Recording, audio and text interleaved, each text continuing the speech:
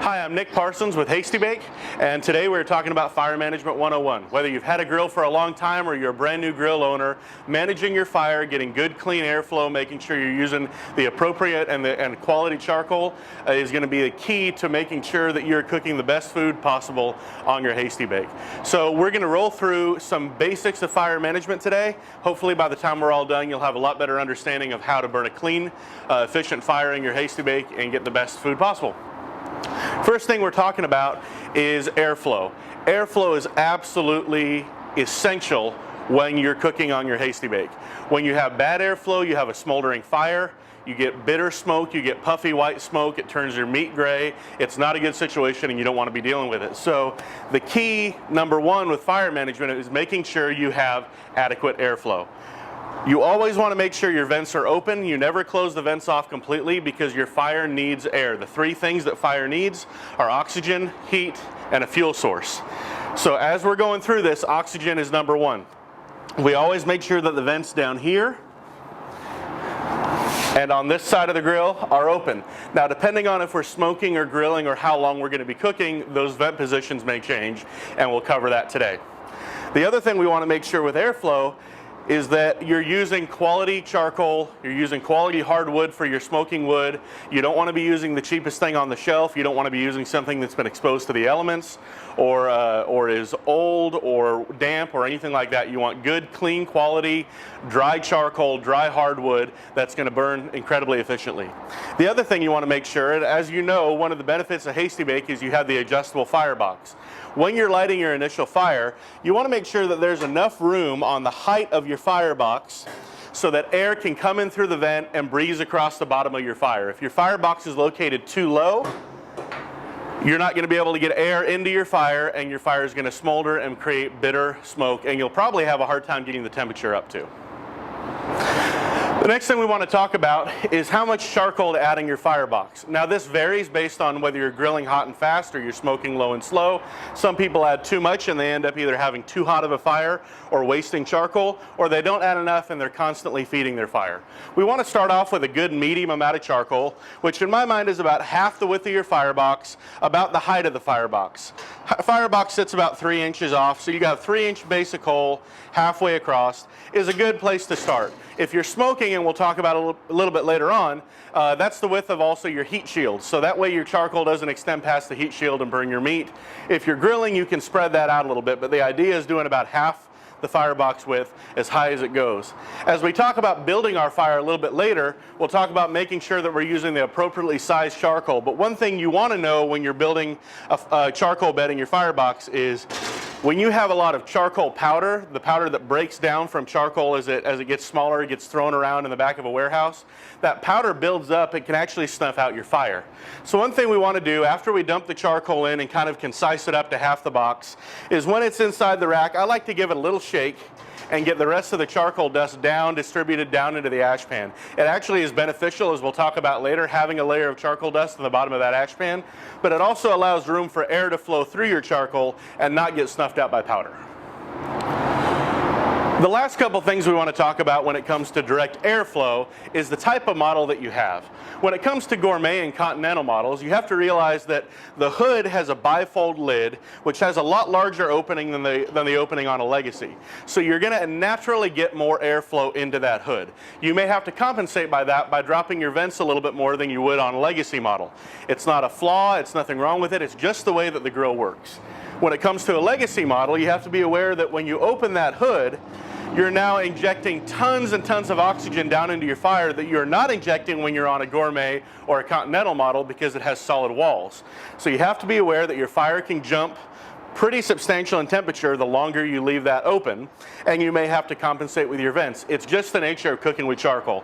Now, one warning we always want to make sure we give you is that when it comes to charcoal cooking, more oxygen equals more heat. Unlike a gas grill where all the heat comes from a gas burner and the heat never changes until you turn the knob, the hotter charcoal gets, the bigger charcoal gets, the more oxygen gets put into the fire, the larger the fire gets, and it can get dangerous. So never walk away from a charcoal grill, never leave it unattended. If you're grilling with a lid open, make sure you're paying attention to the size of the fire. You can use our lift mechanism to raise, lower that fire as necessary to not only change the temperature that your meat is getting, but also to drop the fire down if it starts to get a little large. But please be aware that when you leave that lid open and you're cooking with charcoal, you have the chance for a grease fire to start if you're not paying attention. So never leave it unattended. That's just the nature of charcoal grilling. Next thing we're going to talk about is lighting your fire. You want to make sure, as we talked about, that you have the appropriate amount of charcoal in your firebox for whatever you're cooking. So if you're cooking an 8 to 10 hour pork butt or a brisket, you want to have more charcoal in so you're not having to constantly feed your fire. For something like hot dogs and steaks and burgers, you're going to use less because it's a lot faster cook, and you don't want to add a bunch of extra charcoal that's just going to be a waste. So add the appropriate amount of charcoal, making sure that you're keeping two-zone cooking, so one side hot, one side empty of charcoal, so you have a place to move your protein if it starts to get too warm. And you're going to take whatever your preferred lighting method is. We like to use Hasty-Bake Fire Starter Gel. It's alcohol and ethanol. It burns really clean. It doesn't leave any scent or any taste on your food. You can also use the Weber wax paraffin cubes, strike fire matches. You can even use a charcoal chimney. Now for the options where you light, unlike a charcoal chimney, you're going to put the wax or the gel or the match on your ash pan directly underneath your firebox. Raise your firebox up about 3 inches to ensure that flames can lap up at the charcoal and that oxygen can adequately spread that heat around. Put it on the ash pan, slide it in underneath your charcoal, make sure your lid is open, and make sure your vents are open. If you light it with the lid closed, you're not allowing enough oxygen in. It's going to take forever for your fire to light, if it even lights at all. Now when you're using a charcoal chimney, you can start that on top of the grates, or you can pull your ash pan and your firebox out and start it down in your firebox. One thing to be aware of when you're lighting a charcoal chimney though, is that you're lighting a lot more coal in a charcoal chimney at one time than you are when you're using an option like this. That's great for hot and fast grilling, but when you're doing something low and slow like smoking, you don't want that much coal lit, so you may back off to maybe a quarter or a half a chimney rather than using the entire thing, or you're going to be fighting temperatures the entire time you're smoking. For more options of how to light your grill and different methods to light it, you can reference our videos on Hasty-Bake.com. The last thing I want to talk about when it comes to lighting your grill is which side to light your grill. We get this question a lot. If you're grilling something hot and fast, like steaks or burgers or hot dogs, you want to inject as much oxygen at one time into that fire as you can because you want to get grilling really quick. When you're doing something lower and slower, you want to make sure you're building up that fire real slow so that you don't get out of hand. So we light on different sides based on what we're cooking. When we're doing a hot and fast grill where you're going to be in the bake or the sear position with no heat shield, you want to light on the side of the firebox that's closest to the door. The door allows the most amount of oxygen into your fire. It also allows the most amount of oxygen through the vent and directly injects into your charcoal, and it'll heat up a lot quicker. As always, make sure when you're lighting you're leaving your lid open and you'll get a nice hot bed of coals in no time. Now when it comes to smoking, you want to do the opposite. You want to light on the opposite side of the door and allow that fire to burn toward the door. And here's the reason. When oxygen is behind fire and blowing on fire, it encourages that fire to burn faster and faster and hotter. That's not what we want when we're smoking. So by lighting the fire on the opposite side of the door, you're causing that fire to reach out and try to move itself toward the oxygen, which is a lot slower process than having the oxygen blow the fire from the back and eat up all the coal. So when I'm lighting for smoking, I fill my firebox and I normally light one corner or the other corner. You can even light the middle, but light on the opposite side of the door to make that fire move as slow as possible. Last thing when we're lighting the fire, when is it done? Great question, and here's what it is. We normally like to see about 2 fistfuls of charcoal being fully lit when you want to smoke on your Hasty-Bake. Any more than that and you may fight temperatures the entire time. Any less than that and your temperatures are going to be too low. So make sure with your lid open when you're lighting you have at least 2 fistful sizes of charcoal that are burning before you shut your lid down and adjust your vents. Next thing we're going to talk about is vent adjustments. Every Hasty-Bake is equipped with an intake vent and an exhaust vent located in different positions based on your model. Your intake vent controls the amount of oxygen that gets into your fire, thus the temperature of the fire as it rises. Your exhaust vent controls the speed of the air and the smoke as it exits the chamber and directly relates to the temperature bringing down. If you want to increase the temperature of your fire, you're going to start in 1/4 to 1/2 inch intervals and open up the exhaust vent on the intake side. That will ingest a lot of air into the firebox and cause that temperature to rise. If you want to lower the temperature, the first place to start is the exhaust vent, as by closing that vent down in 1/4 to 1/2 inch intervals, you slow the draw, you slow the amount of air speed that is rotating in your chamber, and it directly relates to the temperature of the fire. You can also control heat temperature by lowering and closing the exhaust vent, but you never want to close it all the way, because a closed exhaust vent is not allowing oxygen to get into your fire, and as we talked about earlier, that will cause a slow burning, smoldering, dirty fire, and you want to keep a well-breathing fire to make sure that you're getting the best quality product off your Hasty-Bake. Next, we're talking about firebox positioning. As you know, one of the major benefits to a Hasty-Bake is you have an adjustable firebox that can go from 18 inches below your grate all the way up to about 2 inches below your meat. It makes the grill extremely versatile, and it's one of the best features of having a Hasty-Bake. What that allows us to do is cook in many different positions depending on the protein that we're using. The first thing we're talking about is a sear. A sear is very basic. It's getting the fire as close to your meat as possible with direct heat to try to impact and form a really nice crust or bark on the meat that you're using. So for the sear, you move your indicator knob all the way up to the sear position. You make sure that there's no heat shield on top of your firebox. And depending on the amount of protein that's on your grill, you can spread your coals out to try to maximize the amount of air that's coming into your grill. Now, you also, in preparation for a sear, you want to leave your lid open for a couple minutes to ingest as much oxygen as possible, and you may even want to crack your vents wide open just to get that grill as hot as you can get. Once that's done, you put your position in the sear, and you put your protein on top of the fire, and it goes to work doing its thing. A Hasty-Bake becomes a true indirect cooker when you start employing the use of the heat shield. The heat shield, which is included in every adjustable model of a Hasty-Bake, is a wonderful tool to make sure that you can get true offset indirect cooking inside your model. The heat shield goes directly on top of the firebox and allows you to cook traditional smoked barbecue without the impact of having direct heat hit the bottom of your meat. To do that, you drop your firebox into the smoke position at the very bottom, making sure that you have enough oxygen between the ash pan and the firebox for air to be able to get in and keep your fire burning. And then you insert the heat shield on top to completely cover your coals. This allows the heat and the smoke to exit the side of the heat shield and come up and begin circulation in your firebox. Now, we'll talk a little bit more about smoking later, but I want to make sure we realize that as the heat is exiting the side of your heat shield, it is coming in direct contact with whatever is on the opposite side of your firebox. So if you're smoking something, you want to make sure you position it over the top of your heat shield, because if it's to the left of the heat shield, you're directly injecting heat right onto the bottom of your meat. The next thing I want to talk about is hot smoking. So the idea of hot smoking is that you're smoking at a higher temperature than you would if you were cooking in the 250 to 270 range, but you're still getting the benefits of having a separation between your fire and the meat. In order to hot smoke, we still keep the firebox in the smoke position, but we go ahead and we remove the heat shield, allowing full use of that 18 inches from the bottom of the firebox to the bottom of your grate. This is great for roasting chickens and pork loins, where you want to build a little bit better bark or crust on the outside, but you don't want to cook so low that sometimes that skin turns a little bit gummy or it tends to dry out on leaner proteins.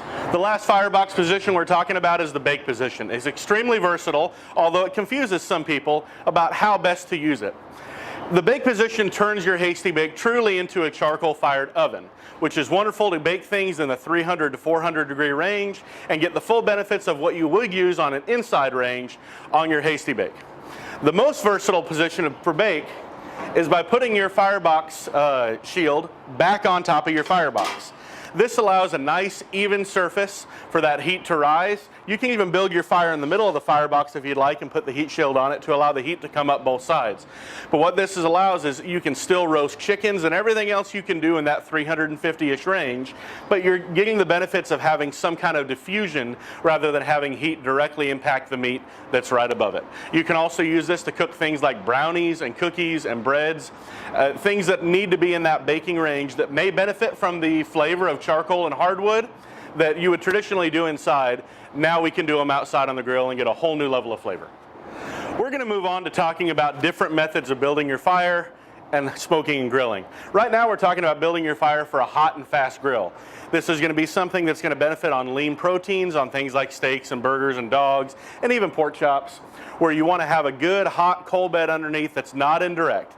So you remove your heat shield and you go directly into your firebox. You want to spread your coals out evenly to allow as most oxygen as possible to get up into your charcoal. So go ahead and spread them out, creating two zones like we always talk about, because on charcoal you don't have a knob to control your heat. So you spread about halfway, maybe a little bit more, out of your firebox, and you move that down into the smoke position to light your grill. Put your fire gel or your cubes or whatever your preferred method of lighting is down in the ash pan, slide it under, and allow the grill to go ahead and heat up. Again, always light with the lid open to allow the most amount of oxygen to get into your fire. Once your charcoal is lit and the fire's kind of gone down in the ash pan but your charcoal is burning, go ahead and raise your firebox up to between the smoke and the bake position, somewhere in the range of about 14 inches below your grate. That's kind of the average when you're doing hot and fast grilling. Make sure it's in the correct position, your doors are closed, and your vents are open. For hot and fast, you can open your vents all the way. Now go ahead and put your protein on, making sure you realize where your zones are, so if something starts to get a little burned or a little too hot, you can move it off to the cooler side. You can also use the main benefit of the Hasty-Bake, the indicator, to move your firebox lower down from bake, maybe even into the smoke position to do a little bit of hot smoking in order to get that fire separated from your meat if you built a little bit too big of a fire. That way you don't end up burning the proteins that you're cooking. When you're all done with your grill, take the protein off, clean it as always. You can lower your firebox all the way down until it touches the bottom of your ash pan. If you have a good bed of ash from a couple previous cooks, that'll snuff out the rest of your fire and allow a reserve of charcoal for the next time you start grilling. If you like traditional barbecue, setting up your grill for low and slow smoking is going to be the ticket for you. We're going to start out with our firebox. We're going to add the appropriate amount of charcoal. Now what we like to do for smoking is we add a little extra charcoal than you would for grilling because you don't want to constantly be feeding that fire. You also want to mix in something like hardwood chunks. Wood types, which we'll talk about in a little bit, vary based on the flavor profile you want and the style of cooking you're doing. But what we typically like to do is this. We start off with a good lump-based charcoal. You can use briquettes, we just prefer lump. You can fill your firebox about a third of the height, so one layer about 3/4 of the way through the firebox. Then what I like to do is come back with your wood chunks and I distribute them evenly, probably 5 or 6 or even 8 if you like some extra smoke, around the top of that charcoal. I then come back with a bag of charcoal and I add more on top of that and then disperse a couple more extra wood chunks through. What that allows is as the fire burns and makes its way through your charcoal, it continually has one piece of wood and another to hit so that you ensure that you're getting smoke the entirety of your cook. You can build your charcoal base as high as you want to go, and you really can get about 5 or 6 inches off the top of your firebox by the time you're all done building the fire. Once you're done constructing your charcoal, getting your wood in there, go ahead and place the ash pan on top. Start off your fire in the smoke position with your preferred lighting method and light on the inside away from the door to allow that slow smoke burn. You want to see 2 fistfuls sizes of charcoal burning, no more than that or you're going to be up into the 300 plus range. And once those are burning, go ahead and close your lid and balance out your vents, ensuring that you're burning a good clean fire, which means making sure your exhaust vent is partially open and your intake vent is a lot more open to get that good oxygen flowing. After about 10 minutes of having your lid open, you close it down, you should start to see your grill level in the 225 to 275 range depending on your preference. If you need a little bit more temperature than you're gaining, you can crack that lid open for a minute or two and come back and close it again, and it will inject just enough more air to raise your temperature that extra 25 or 35 or 40 degrees that you may need for your smoking. Now, after 15 or 20 minutes, your fire should level off and you should have a good idea of how it wants to burn. You can adjust your vents from there to raise or lower based on the kind of protein that you want to cook. The long burn, the 12-hour burn. This is one of the biggest questions we get when it comes to fire management is how can I burn my fire for 8 or 10 or 12 hours for something like a pork butt or a big brisket without having to constantly feed, constantly tend that fire. We're going to show you how to do that right now. What this is going to take is getting a little bit dirty and getting a little bit nerdy because we have to understand how fire burns through charcoal before we can get started. What I like to do is open up my firebox, take my bag of lumped charcoal, and dump it into one side of the firebox. Normally the left side because that's the side I don't want to use right away. I'm going to put some rubber gloves on, or if you don't mind getting dirty, dig in there, and you want to get the smallest pieces of charcoal you can find, normally about a quarter size, maybe a little bit bigger. You want to sort through those and start moving them over to the side of the firebox that you're going to fill with charcoal. You want to get as many of those as possible and get a good 1 or 2 inch base layer of those charcoals to go around. Then you're going to take some wood chunks and you're going to disperse them throughout. And what I like to do is I like to build some smoke bombs. I used to put a log in there, and you can put a whole log in the middle if you like. Smoke bombs are actually a little bit easier to handle. And what I mean by smoke bomb is I take 4 or 5 chunks of wood and I build some piles inside the firebox.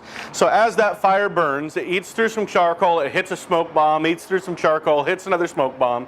And as it goes, it continually bathes your meat and your proteins in smoke without having to constantly add more wood.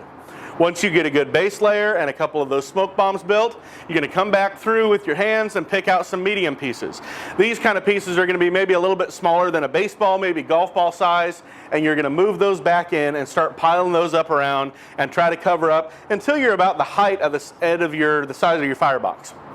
Then you go back and you get your big pieces. You can disperse some more wood if you'd like.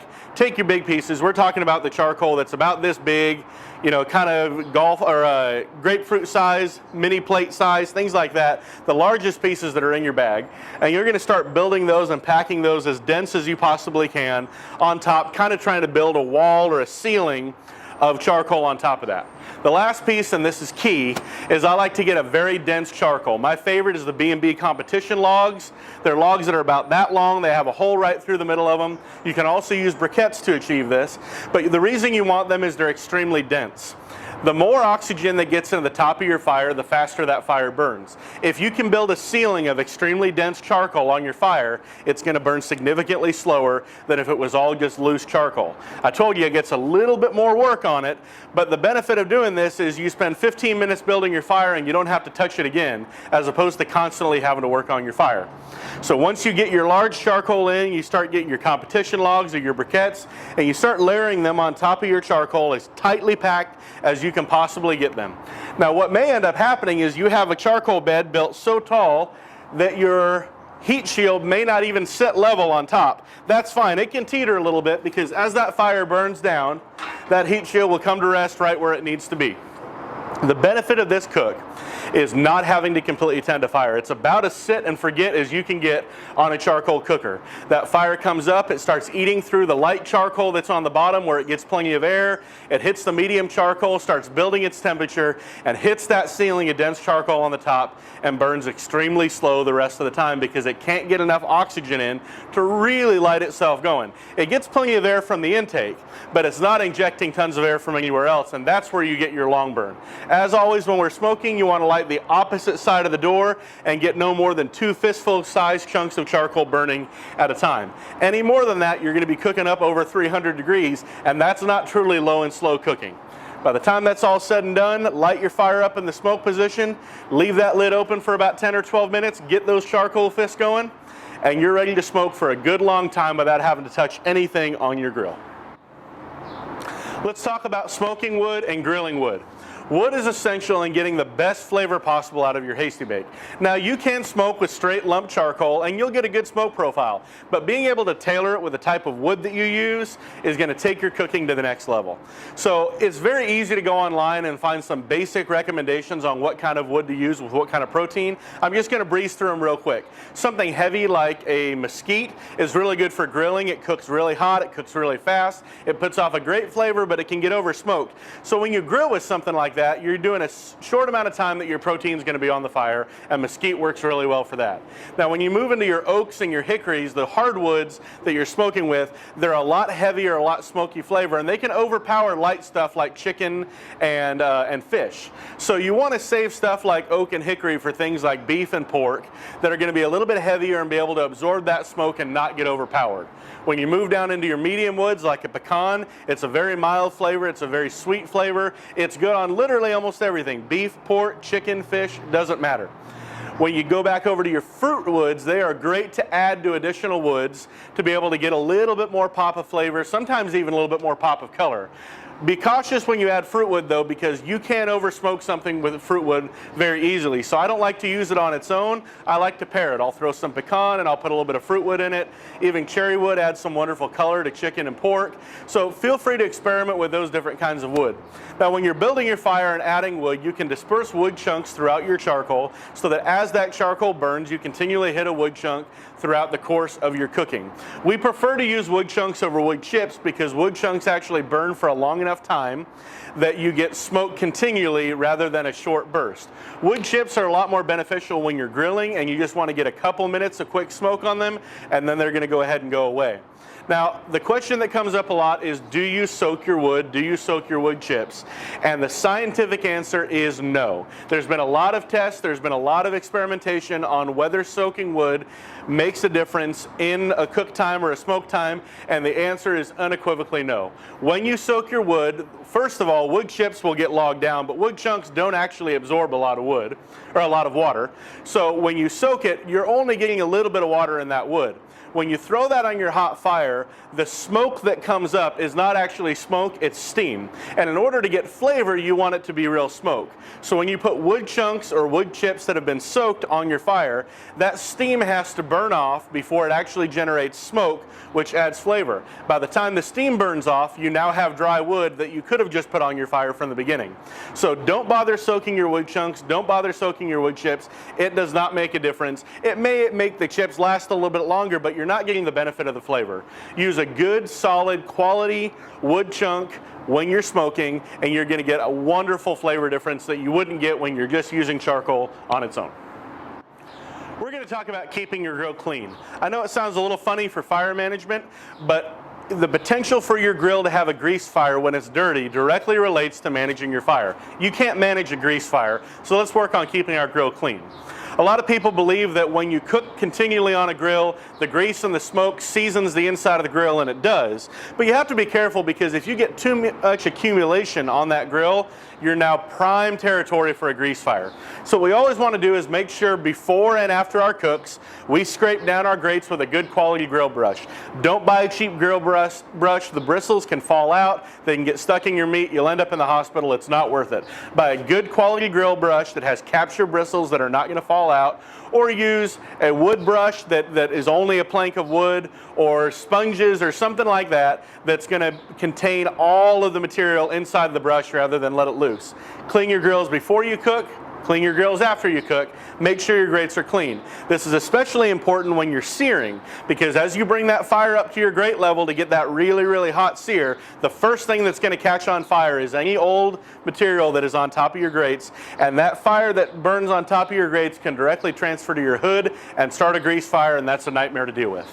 The other thing you want to make sure is that the runners and the slots on the side of walls of the grill maintain complete clarity to be able to slide everything in and out, that your grease doesn't build up, that you don't get charcoal built up on it.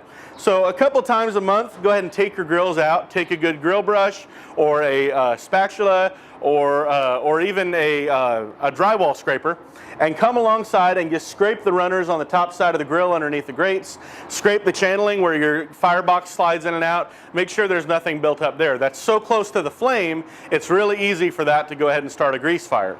Also, about once or twice a year, I like to do a really good deep clean on my grill. I come in with a grill brush, I knock down any creosote or anything that's loose hanging on the inside, because you don't want it to fall down on your meat.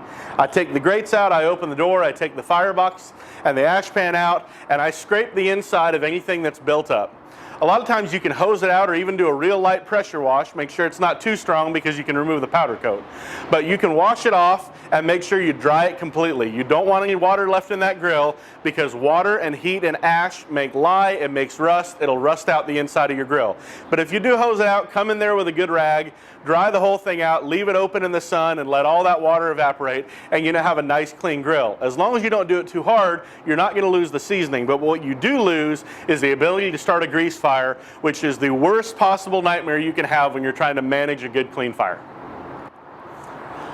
I got a couple quick tips for you. This is not part of our troubleshooting, we'll hit that in a minute. But a couple quick tips that are really going to help you raise your fire or lower your fire temperature in kind of an emergency.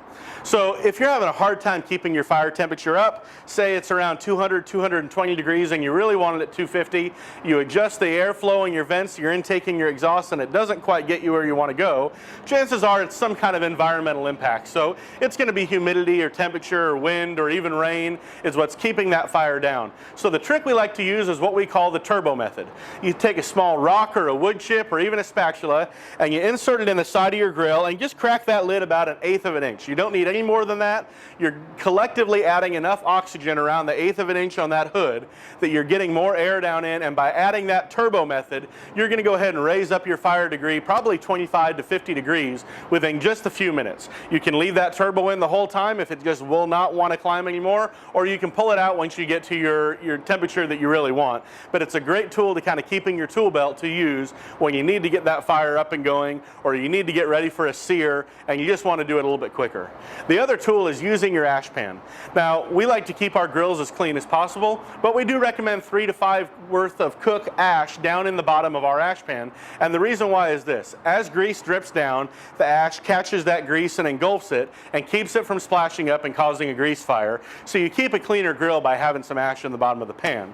The other key is when your grill starts to run away from you, if you want to be in the 275 range and it goes up over 325 or 350, and closing the vents down and lowering the firebox a little bit doesn't quite get you where you want to be, you can crank that firebox all the way down and bury it down into your bed of ash, and it's going to go ahead and drop your temperature within a few minutes, probably 25 to 50 degrees. Now, you can't smoke like that all day. It would smolder and it wouldn't be a very clean fire. But in an emergency, when you really need to get that temperature down, having that 1 or 2 inches of a bed of ash in the bottom that you can dump your firebox into is going to make all the difference. Just make sure that if you keep your grill outside and you keep ash in it, you keep it covered, because water and ash creates lye and that creates rust, and you can rust out the bottom of your grill. So make sure you bring your grill under cover, you keep it covered with some kind of a material cover over the top if you're going to do that. But by having that turbo method and having that bed of ash ready, you can get your grill as hot as you need it to or as cold as you need to a lot quicker than if you were just doing it with the vents on its own.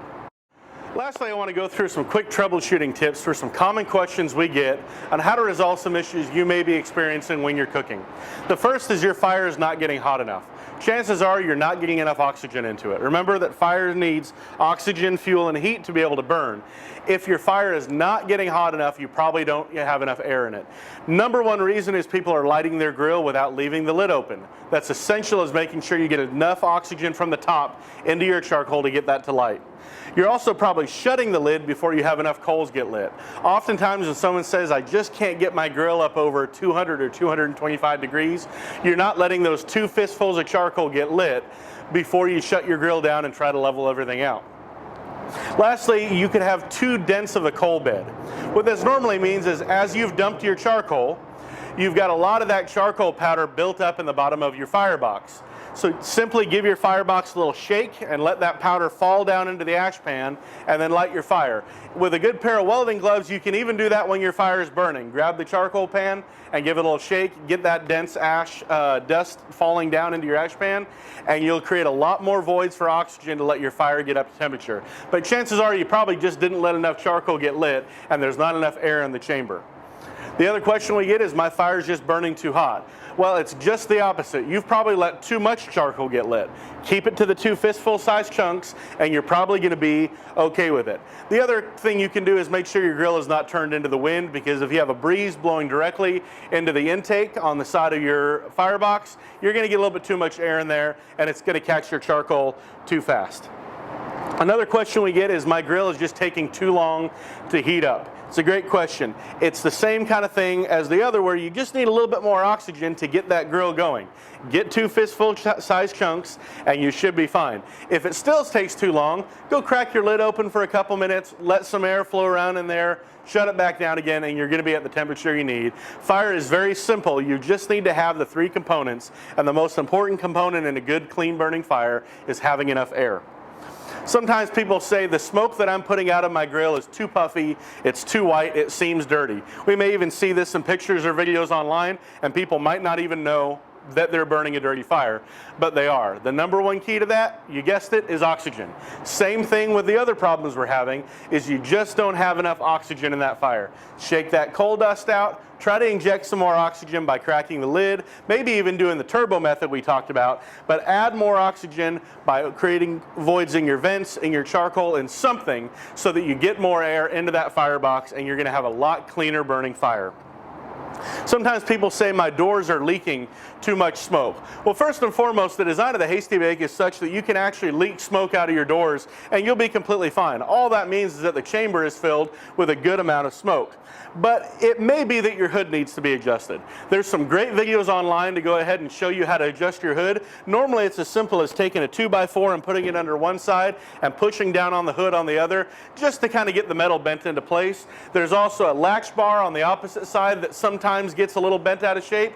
That video will show you how to adjust that too. By having a good square flat sitting hood, you're going to make sure that you're not leaking too much smoke.